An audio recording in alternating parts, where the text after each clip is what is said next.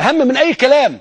ما يجي حد بكره يقول ان الناس ديت 1 2 3 4 سحبنا منهم الجنسيه، ادب بقى، عشان يحاحوا في العالم، او ان قطر تضطر تديهم باسبورات قطريه. فيبقى انت بترعى بقى الارهاب، انت بترعى جماعه ارهابيه.